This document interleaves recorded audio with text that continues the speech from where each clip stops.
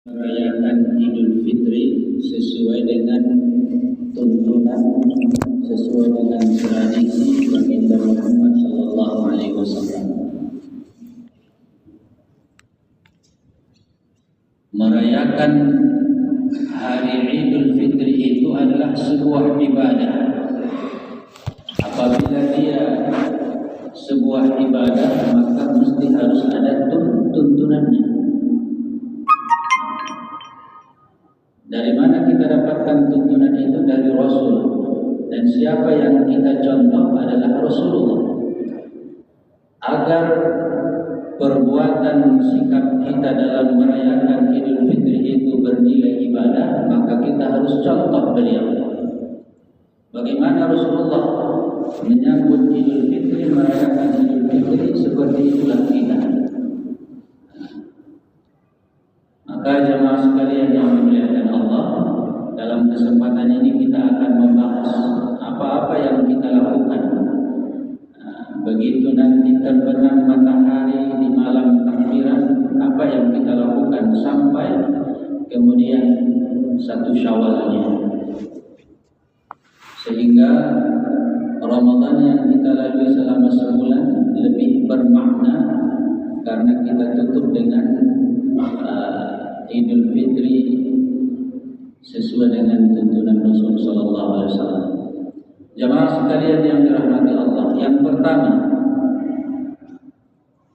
adab ataupun cara kita menyambut Idul Fitri itu, yang pertama, pastikan kita sudah membayar zakat fitrah. Ini yang pertama. Setiap muslim harus memastikan bahwa dia telah membayarkan zakat fitrahnya. Jadi kata Rasul dalam sebuah riwayatnya, puasa seseorang itu akan terkatung-katung pahalanya selama dia, kalau dia tidak membayarkan zakat fitrahnya. Jadi zakat fitrah itu zakat jiwa, zakat diri. Kapan zakat fitrah wajib ditunaikan? Apabila sudah terbenam matahari di malam takbiran sampai wajib naik ke atas mimbar. Nah, itulah waktu wajib. Kalau seseorang meninggal dunia misalnya hari ini, wajibkah dia membayar zakat fitrah? Tidak wajib. Bagaimana Ustaz kalau sudah dibayarkan? Maka insya Allah itu akan menjadi sedekah. Kalau seseorang, kalau ahli warisnya kemudian memintanya lagi, maka amil harus mengembalikan. Ahli waris datang ke amil, Pak, orang tua kami yang sudah membayarkan zakat fitrah itu sudah meninggal, kami ambil lagi zakat fitrahnya, silakan. Amil harus memberikan. Tapi yang pejabat semitom dan terlalu ya deh. Maka dia akan berubah menjadi infak sedekah.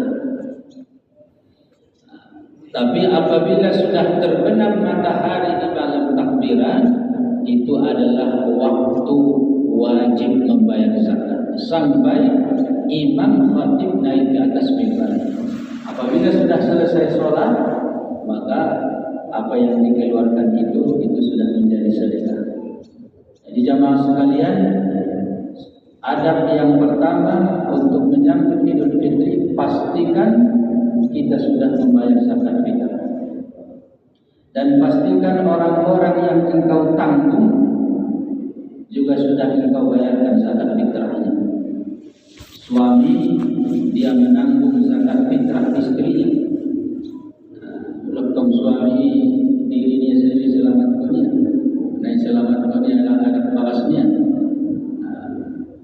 Pastikan istrimu sudah engkau bayarkan zakatnya. Pastikan semua anak-anakmu yang belum bisa berdiri sendiri juga engkau sudah membayarkan zakat fitrahnya. Adapun mereka yang sudah bisa berdiri sendiri, mereka yang membayar zakat fitrah. Sehingga tidak ada seorang muslim satupun di dunia ini yang tidak membayar zakat fitrah. Lagi palu-palu menjadi palu-palu bayar. Dan jamaah sekalian, kita yang ada di sini tidak sama zakat fitrah kita, beda-beda. Sesuai dengan apa yang kita makan setiap hari. Makanya keluar keputusan pemerintah kolaborasi dengan MUI dan Kemenak, ada 3 kategori. Jadi bapak-bapak, ibu-ibu yang selama ini sehari-hari mengkonsumsi beras yang bagus, silatihan, siporan, silang kitang dan lain-lain, itu masuk kategori 1. Keluarkan zakatmu 45.000 kalau dia bentuk. Ustaz, saya selama ini makan beras saya monomopat dunia, itu berarti kategori 2, 40.000. Kalau beras yang selama ini dikonsumsi di bawah monomopat, beras bantuan raskin dan lain-lain, itu berarti kategori 3, 30.000. Kalau saya Ustaz biasanya mengkonsumsi beras raskin atau bulog dan lain-lain, saya bayarkan zakatku 45.000, itu bagus. Yang tidak bagus itu biasa yang dia konsumsi silatihan, tapi yang dia bayarkan zakat fitrahnya kategori 3, itu bahaya. Jadi tidak sama jamaah sekalian. Nah, jamaah sekalian, ini yang pertama, kita pastikan diri kita sudah bayar zakat fitrah dan orang-orang yang kita tanggung semuanya.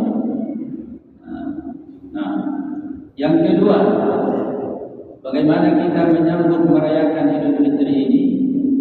Apabila sudah terbenam matahari di malam takbiran, maka perbanyaklah bertakbir, kumandangkan takbir. Walitukmilul iddata walitukabbirullaha ala ma hadakum. Dan hendaklah kalian menyempurnakan puasa kalian itu dengan takbiran. Jadi ibadah-ibadah yang kita lakukan selama Ramadan ini akan sempurna kalau di malam Ramadan sampai kita berangkat ke masjid kita mengumandangkan takbir. Di mana Ustaz takbirannya? Terserah. Takbiran itu boleh sendiri-sendiri, boleh berjamaah, boleh di rumah, boleh di masjid, boleh di lapangan, boleh keliling. Jadi itu adalah syiar. Kalau itu bentuknya syiar, tentu baiknya bukan sendiri-sendiri, berjamaah, untuk menggugah dan membangkitkan semangat.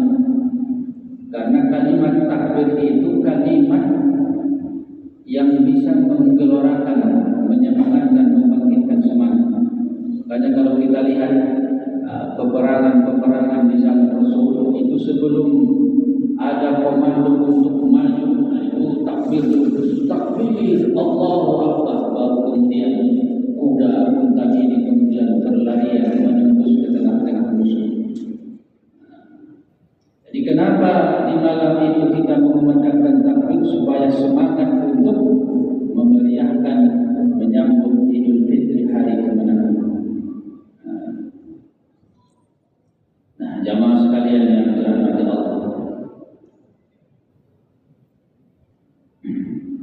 Jadi ini yang kedua, kita ikut takbiran. Kalau tidak dibolehkan pawai takbiran, di masjid-masjid kita takbiran. Kalau di masjid-masjid pun tidak dibolehkan, di sini buat ini kita demo. Masa di masjid tidak boleh?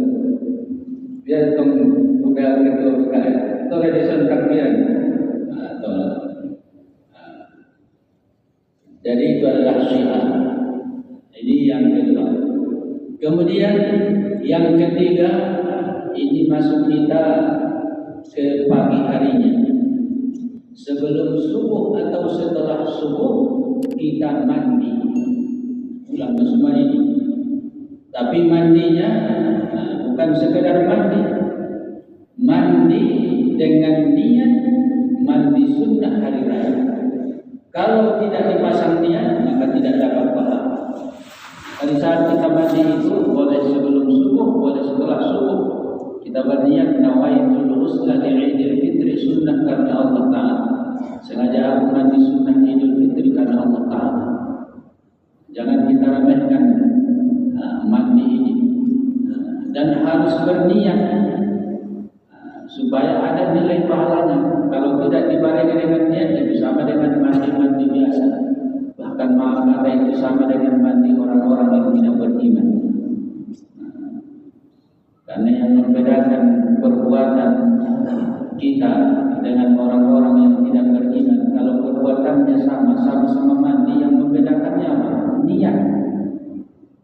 Dia mandi pakai sampo, keramas, bersih, harum. Kita juga mandi seperti itu. Apa bedanya dia dengan kita? Niat. Dia tidak dapat pahala, kita dapat pahala. Itulah enaknya menjadi seorang muslim. Tapi itu harus diawali dengan niat. Nawaitul ghusla, sengaja aku berniat mandi sunnah karena Allah Ta'ala. 3. Yang keempat, memakai pakaian terbaik, terbaru. Tidak mesti harus baru. Usah bersedekah dengan baju baru. Tapi walaupun begitu, saya cari pada yang terbaru nanti. Jadi tidak mesti untuk mengamalkan sunnah Rasul, tidak mesti harus baju baru. Apalagi saudara-saudara kita yang ditimpa musibah banjir. Saya hampir sudah semua tempat yang terkena banjir sudah saya survei. Karena kebetulan kemarin hari Ahad di majelis taklim kita di Selandit, kita memberikan bantuan kepada 93 orang yang terdampak banjir. Jadi setelah kita survei, ada yang memang habis rumahnya, ada yang nasatonga, ada yang pakaiannya. Jadi saya sampaikan semalam, saya tahu Bapak Ibu ada yang sudah habis pakaiannya, tapi tetap kita rayakan Idul Fitri ini sesuai dengan tuntunannya. Maka pakailah pakaian yang terbaik, pakaian yang paling baru yang kita miliki. Jadi ada sebagian orang itu diremehkannya hari raya itu. Sok-sok apa namanya? Sok-sok zuhud. Sok zuhud namanya. Jadi orang berbaju baru dia pakai baju-baju biasa sama dengan kekok itu sama. Itu tidak menghormati namanya. Tidak ada semangat untuk mensyiarkan. Pakai yang terbaik sebagaimana Rasulullah melakukannya. Itu adalah sunnah Rasul. Ketika kita memakai pakaian terbaik terbaru kita, niatkan itu mencontoh tradisi sunnah Rasul Sallallahu Alaihi Wasallam. Kemudian yang kelima, memakai wangi-wangian untuk laki-laki. Sebelum kita keluar dari rumah, pakai wangi-wangian. Harus sunnatul Rasul. Maka laki-laki sebenarnya harus ada stok minyak wanginya. Harus ada minyak wangi kita. Saya kebetulan lagi habis minyak wangi. Kemarin yang dibawa umroh sudah habis, sebagian dibagi-bagi. Tapi ada minta uang apa aja uang tadi. Perjalanan dimakainya. Jadi sisihkan 15.000, 20.000 untuk beli minyak wangi. Jangan merasa rugi 20.000 dalam rangka untuk mengamalkan sunnah. 20.000 itu kita bisa bungkus surya ya. Surya berapa? 30.000. Ini minyak wangi 15.000, 20.000 kita bisa mengamalkan sunnah Rasul.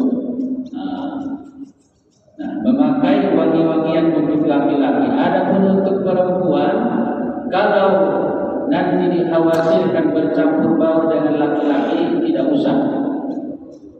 Dan saya ingatkan khususnya kepada kaum perempuan, ketika keluar dari rumah berangkat untuk sholat, jangan anggap mau berangkat sholat itu mau ke pesta. Coba kita lihat nanti pada lebaran, lipstiknya luar biasa, pakai bulu mata, pakai soplen mau sholat, pakai baju baru, pakai hak tinggi, marah berkeletek, hak tinggi. Ini bukan mau ke pesta ibu-ibu. Kita ini mau ke rumah Allah untuk menghambakan diri, merendahkan diri kita di hadapan Allah. Ini adalah salah satu tradisi yang kurang baik yang dilakukan oleh ibu-ibu. Dipakainya parfumnya setengah botol, sampai menimbulkan fitnah. Jadi kalau perempuan biasa-biasa saja, yang penting jangan pula dipakai pakaian yang buruk, yang tidak baik. Jangan pula sampai orang merasa bau terhadap kita. Tapi kalau untuk berhias seperti mau ke pesta, itu tradisi yang tidak baik. Karena kita mau ke rumah Allah, kita mau merendahkan diri di hadapan Allah. Kemudian yang keenam, sunnah Rasul sebelum berangkat ke masjid usahakan makan atau minum dulu.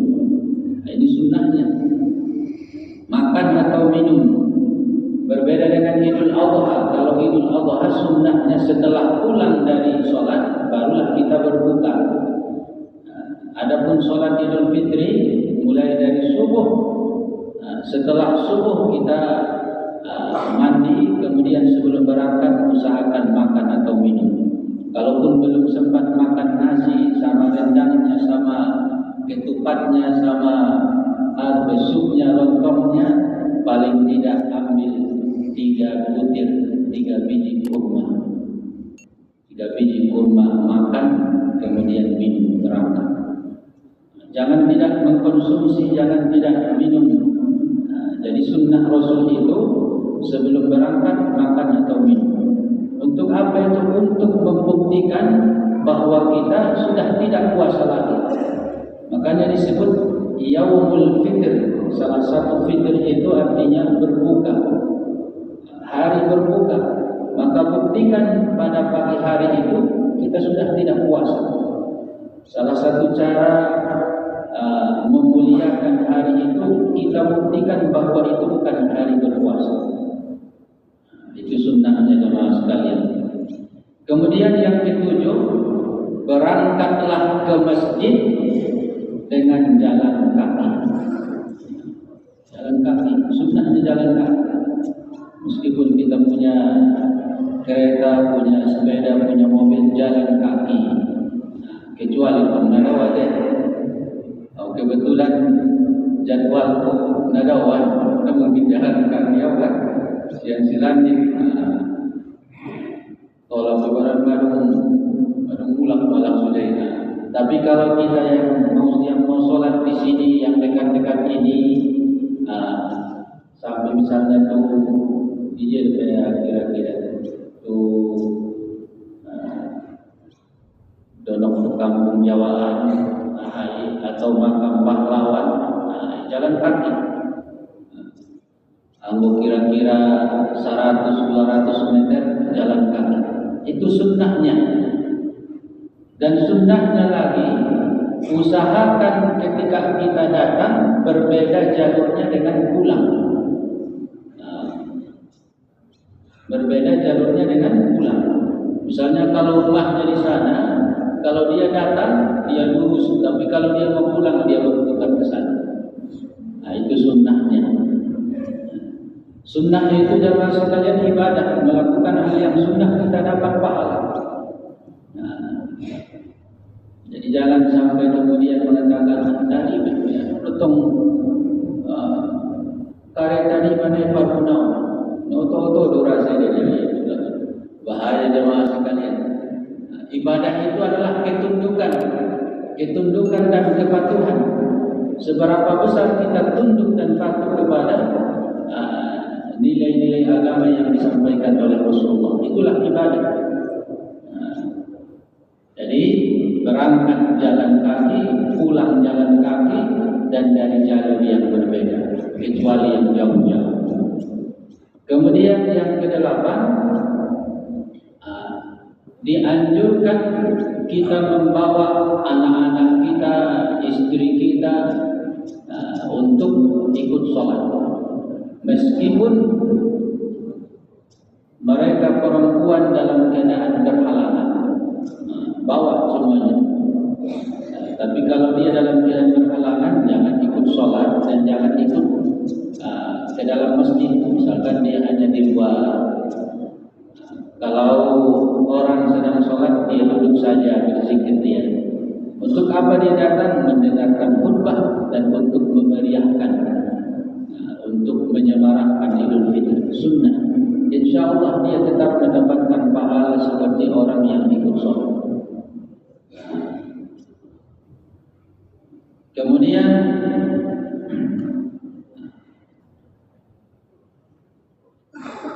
mendengarkan khutbah. Ini sebagian masyarakat kita ini begitu selesai sholat langsung terbang, tidak ikut dia mendengarkan khutbah. Ini tidak baik jemaah sekalian, tidak sempurna sholat kita. Supaya sempurna sholat kita itu, ikuti sholatnya, setelah itu ikuti khutbahnya. Jangan memang tidak menjadi syarat sah orang yang tidak ikut mendengarkan khutbah, sholat idnya sah, tapi tidak sempurna. Jadi kita luangkan waktu kita, selesai mendengarkan khutbah, melaksanakan sholat, kita ikut mendengarkan khutbah. Kemudian ini sebagian orang masih ada yang salah paham ini tentang qobaliyah dan ba'diyah. Tidak ada qobaliyah Id, tidak ada qobaliyah sholat Id, tidak ada ba'diyah. Tidak ada sholat sunnah sebelum sholat Id. Jadi ulang pamalik-malik bolibah. Kalau ada orang yang sholat sunnah dia masuk ke dalam masjid, itu bukan qobaliyah, itu sholat sunnah tahiyatul masjid. Jadi tidak ada qobaliyah Idul Fitri dan tidak ada ba'diyah. Habis sembahyang atau habis khutbah jong-jongnya sembahyang ini. Kalau ingin sholat, lakukan sholat duha. Sholat duha boleh. Tapi kalau yang namanya qobaliyah dan ba'diyah tidak ada. Berarti kalau sholat Idul Fitrinya di lapangan, datang seseorang ke lapangan lalu dia sholat apa namanya? Tahiyatul masjid tidak ada. Kalau dia ingin sholat, maka yang dia lakukan itu mungkin sholat duha. Kalau sudah masuk waktu duha, itu kalau jam 7 itu sudah masuk waktu duha. Tapi kalau niatkan itu qobaliyah dan setelahnya ba'diyah, maka itu hal yang bid'ah, hal yang tidak ada tuntunannya, mengada-ada hukum namanya, mengada-ada ibadah. Nah, jamaah sekalian yang dirahmati Allah. Kemudian yang terakhir, selepas sholat mari bermaaf-maafan. Setelah selesai sholat bermaaf-maafan, pulang ke rumah berbanyak silaturahim. Jadi di masjid bermaaf-maafan. Nanti setelah pulang ke rumah kita saling silaturahim, pertama ke tetangga, setelah selesai tetangga baru kemudian kepada kaum kerabat yang jauh-jauh. Ada satu tradisi di masyarakat kita, setelah sholat Id ziarah kubur. Ini tidak ada tidak ada anjurannya sama sekali ya. Setelah sholat id ziarah kubur, tidak ada anjurannya. Tapi apa hukumnya Ustaz? Bolehkah itu? Boleh saja. Cuman tidak pas lah rasanya. Kalau ada yang berkeyakinan kan ini Ustaz mengantarkan arwah. Kalau itu keyakinannya, maka itu rusak. Sebelum Ramadan dia ziarah untuk apa? Itu menyambut keluarnya roh. Setelah sholat id untuk apa ziarahnya itu? Untuk mengantarkan roh. Itu keyakinan yang rusak. Tidak ada seperti itu. Tapi kalau memang dia ingin ziarah, hukumnya tidak masalah, asalkan jangan ada keyakinan seperti itu. Dan kalaupun itu boleh, jangan dianggap itu sebagai tuntunan dari Rasul Sallallahu Alaihi Wasallam. Dan itu pun sebenarnya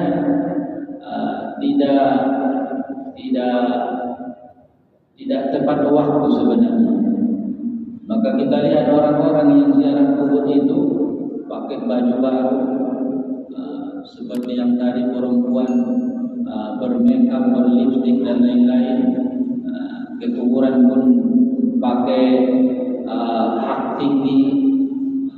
Apa pantas orang berziarah ke kuburan dengan gaya seperti itu? Ziarah ke kuburan itu untuk mengingat mati. Bahkan ada lagi di sebagian tempat ziarah kubur itu bawa kue.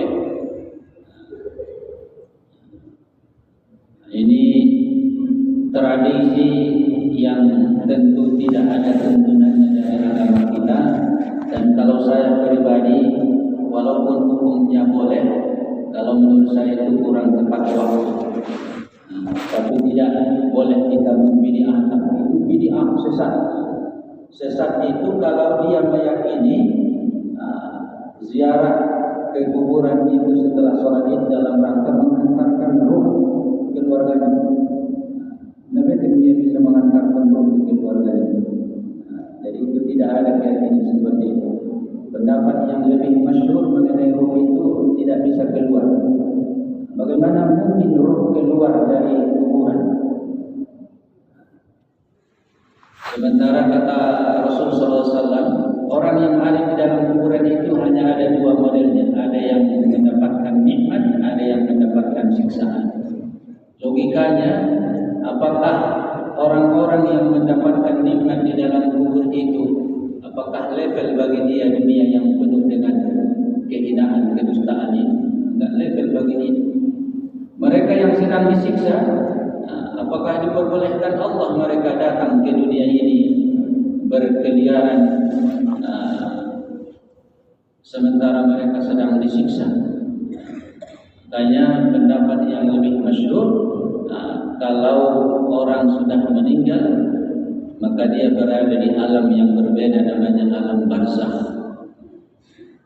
Mereka yang sudah berada di alam itu ada yang disiksa, ada yang mendapatkan kenikmatan.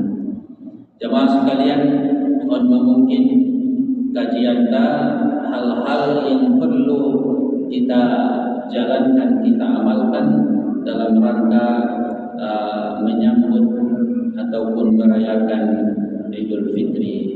Tentu kita tidak lupa, meskipun kita disuruh untuk bersukacita, beriang gembira dalam rangka menyambut Idul Fitri ini, kita lihat jiran tetangga kita yang kurang mampu. Jangan biarkan engkau makan sup, makan rendang, baju baru, beberapa bermacam-macam, sementara tetanggamu tidak makan. Inilah mungkin jemaah sekalian. Tentu seperti biasa, sebelum kita tutup dengan doa, kita buka sesi pertanyaan. Assalamualaikum warahmatullahi wabarakatuh. Waalaikumsalam warahmatullahi wabarakatuh. Terima kasih kami ucapkan kepada Al-Ustaz yang sudah menyampaikan ceramah di hadapan kita bersama. Mudah-mudahan kita diberi pemahaman dan juga bisa kita amalkan, dan mudah-mudahan kita semua mendapat keberkahan. Amin ya rabbal alamin. Bapak Ibu jamaah sholat zuhur Masjid Al-Falah Barang Sidimpuan, di sini kami berikan kesempatan kepada kita semua. Mana tahu ada yang perlu dipertanyakan, kami persilakan kepada tiga penanya.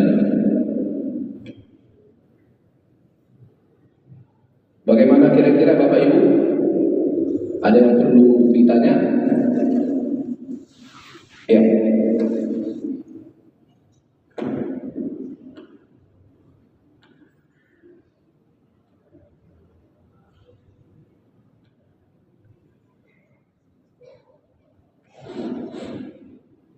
Bismillahirrahmanirrahim. Assalamualaikum warahmatullahi wabarakatuh. Waalaikumsalam warahmatullahi wabarakatuh. Terima kasih Pak Ustaz atas kesempatan yang diberikan. Yang ingin saya tanyakan Pak Ustaz, bagaimana caranya supaya kita tetap istiqomah, hati kita tetap bersih sesudah Idul Fitri ini Pak Ustaz. Terima kasih. Assalamualaikum warahmatullahi wabarakatuh. Waalaikumsalam. Jadi kalau kita ingin hati kita bersih, tentu harus dibersihkan ya. Supaya hati tetap bersih harus dibersihkan. Bagaimana cara membersihkannya? Itu seperti lagunya siapa itu? Si Opik ya. Dengan 5 perkara kita bersihkan hati kita. Yang paling pertama itu adalah dengan perbanyak istighfar. Istighfar itu akan membersihkan, mengobati hati. Kemudian dengan memperbanyak zikir. Kemudian dengan tahajud. Kemudian dengan tilawah dan tadabbur. Tilawah dan tadabbur Al-Quran. Kemudian dengan menghadiri majelis ilmu, berteman dengan orang-orang saleh, berteman dengan orang-orang saleh, orang-orang baik, itu akan mensucikan jiwa kita. Maka jangan terlalu bangga kalau engkau punya teman pejabat, punya teman orang kaya, sementara engkau benci dengan orang-orang saleh. Banggalah jika engkau selalu bergabung, berteman dengan orang-orang baik, orang-orang saleh, karena mereka akan membantu untuk membersihkan hati. Iman al-lima, insyaallah dengan yang kelima itu hati kita akan tetap terjaga, tetap bersih, dan tetap sehat, tidak berpenyakit. Amin ya rabbal alamin. Ada lagi Bapak Ibu yang perlu dipertanyakan? Ya, betul. Silakan Pak.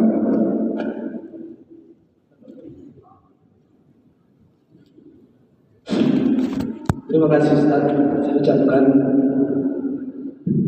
Yang saya tanya Pak Ustaz ini agak melenceng sedikit, tapi ini puasa juga Ustaz. Ceritanya gini, saudara saya umpamanya sekali meninggal. Jadi selama ini dia tidak puasa, saya membayar fidyahnya. Tapi di waktu 20 Ramadan meninggal dia, apakah saya bayar fidyah sampai 30 puasa? Cuma ini yang saya tanyakan Ustaz. Assalamualaikum warahmatullahi wabarakatuh. Jadi dia meninggal 26 Ramadan, berarti 26 hari dia tidak puasa. Jadi yang dibayar 26 hari. Cara membayarnya ada 2 cara kata Rasul. Man mata wa alaihi siyamun shama anhu waliyuhu. Barang siapa yang meninggal dunia sementara dia masih mempunyai hutang puasa, maka hendaklah ahli warisnya puasa untuknya. Jadi boleh membayar hutang keluarga kita itu dengan berpuasa 26 hari. Berapa ahli warisnya? Misalnya 5 orang, dibagilah 26 itu dibagi. Niatnya sengaja aku puasa Ramadan qadha untuk fulan bin fulan atau untuk ayah bukan Allah, atau dengan membayarnya dengan membayar fidyah. Berapa yang dibayar sebanyak hari yang tertinggal. Jadi tidak perlu membayar yang 4 lagi. Berapa yang tinggal 26, maka 26 hari yang dibayarkan fidyah. Jumlah besar fidyahnya sudah ada diberikan. Jadi datang kategori 1 itu sama dengan zakat fitrah ya. Ada kategorinya sesuai dengan apa yang kita konsumsi. 40, 35, 30. Nah, ini internet. Ada lagi Bapak Ibu yang bertanya? Ya, silakan.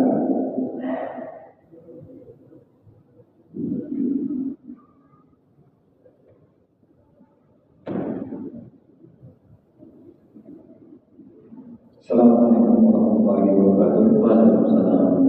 Saya terkait Idul Fitri yang perlu menjadi pertanyaan kita terkait persalaman antara iman dan akal.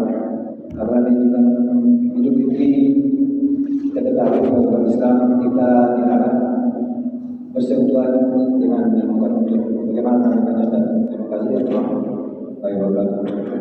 Nah, kalau hukumnya yang kita tanya dan ingin kita sampaikan, maka tidak boleh laki-laki dengan perempuan yang bukan mahram, maka tidak boleh bersalaman. Tidak boleh bersalaman. Dalam hadis disebutkan bahwa engkau menyalami yang bukan mahram itu lebih baik daripada memegang bara api. Lebih baik memegang bara api daripada menyalami ini. Takut tersinggung dia Ustaz, kalau dia tahu hukum itu tak tersinggung dia. Jadi ada bahkan bukan hanya sekedar salaman, tapi untuk dia seorang. Padahal di untuknya tangannya ada urutnya lah, untuknya. Bahkan di peluknya, cipika-cipiki. Ini adalah tradisi barat. Agama kita menganjurkan kalau ingin bersalaman, sesama ikhwan bersalaman, sesama akhwat bersalaman, atau kita boleh bersalaman dengan lawan jenis kita yang mahram kita. Kalau yang bukan mahram tidak boleh. Maka hukum asalnya haram. Mayoritas ulama, walaupun ada sebagian kecil dengan alasan-alasan tertentu. Kalau berlapis Ustaz, ini mungkin ada sedikit kelonggaran ya. Tapi kalau saya pribadi lebih baik, kalaupun ingin bersalaman begini saja. Nampak pola dari sahabat begini saja. Ada yang mengecualikan apabila tidak dikhawatirkan timbul fitnah atau tidak dikhawatirkan ada gelora hawa nafsu, maka boleh katanya. Nah, ini pengecualian, tapi ini juga perlu pendalaman kan. Misalkan anak kecil bersalaman, anak kecil laki-laki seorang anak tahun bersalaman dengan nenek-nenek, kira-kira apakah mungkin menimbulkan hawa nafsu? Tidak. Maka sebagian ulama mengatakan boleh. Atau misalnya poso-poso bersalaman dengan nenek-nenek. Kalau bagi si poso-poso ini anak muda ini, mungkin jelas tidak menimbulkan hawa nafsu. Tapi siapa tahu nenek-neneknya yang makanya ini rancu kan. Jadi kalau untuk ihtiyatnya, kalau dia bukan mahram kita, dia lawan jenis bukan mahram kita, tidak usah bersentuhan. Salam seperti ini. Nah ini pendapat yang lebih masyhur. Tapi kenyataannya ini berat. Tapi kita mulai dari diri kita. Kalau semua kita saling paham tentang hukum ini, saling menjaga, insya Allah tidak akan ada masalah. Tidak akan ada lagi muncul kata-kata mabiyah riba, goyak keruanian, mabiyah riba tersinggung. Kalau semuanya tahu paham hukum ini, tidak ada yang tersinggung. Sebaliknya, kalau bersalaman dengan sama laki-laki, jangan hanya begini saja, umnadai saja. Karena orang dia bahala masalah umnadai saja soalnya. Disalam lo kuat-kuat soalnya, dipisah tangannya. Supaya ada keakraban. Jadi kalau dengan laki-laki dengan laki-laki, perempuan dengan perempuan harus ditunjukkan keakraban. Jangan hanya salam begini saja atau salam begini saja. Kalau bisa dipeluk, salam Arab. Kalau di Arab itu bermacam-macam salamnya. Kalau di Sudan saya lihat itu salamnya itu dadanya yang dipegang. Setelah salam begini dipegang dadanya. Kalau di Libya itu pundaknya, tepuk-tepuk pundak begini. Kalau di Arab itu bahkan bisa cium. Itu adalah menunjukkan keakraban. Kata Rasulullah, tidaklah dua orang muslim bersalaman yatasafahani selama mereka belum melepaskan, selama itu berguguran dosa. Makanya kalau di Arab ada sebuah macam masalah. Assalamualaikum warahmatullahi wabarakatuh. Sambil mengejar terus. Bagaimana kabar? Bagaimana kau sekarang? Bagaimana usahawan? Kan boleh pasang. Ini salah satu mengamalkan hadis Rasulullah. Selama mereka belum melepaskan tangan, dosa-dosa tidak berguguran. Untuk apa itu? Untuk menunjukkan keakraban. Jadi salamannya itu tidak hanya formalitas, seperti yang banyak kita lihat. Salamnya pada baik, tapi pas salamnya dari mati kodenya. Nah, ini mungkin jemaah sekalian, mungkin kajian karena ada protokol dan protokol dan coba ada kesempatan untuk bersama. Terima kasih kami ucapkan kepada Ustaz dan juga kepada jemaah sekalian. Kami ucapkan terima kasih, dan kepada kita yang ingin konsultasi tentang bagaimana pesan makna media atau usaha kita di UPN Visita Walaupun Kota Parang Sinipuan sudah membuka, ada 2 tempat. Mana tahu kepada kita yang ingin juga membayar zakat, kami persilakan. Mudah-mudahan kami siap mengumpul dan menyalurkannya. Mudah-mudahan berkah. Amin ya rabbal alamin. Dan sebelum kita tutup acara ini, kami persilakan kepada Ustaz untuk memimpin doa. Kepada Ustaz kami persilakan. Bismillahirrahmanirrahim. Alhamdulillahirabbil alamin wassalatu wassalamu ala asyrafil anbiya'i wal mursalin wa ala alihi wa ashabihi ajma'in. Allahumma ij'alna minat tawwabin waj'alna minal mutatahhirin waj'alna min ibadika as-salihin. Allahumma inna nas'aluka ridhaka wal jannah wa na'udzu bika min sakhatika wan nar. Allahumma innaka 'afuwwun tuhibbul 'afwa fa'fu 'anna. Rabbana zalamna anfusana wa in lam taghfir lana wa tarhamna lanakunanna minal khasirin.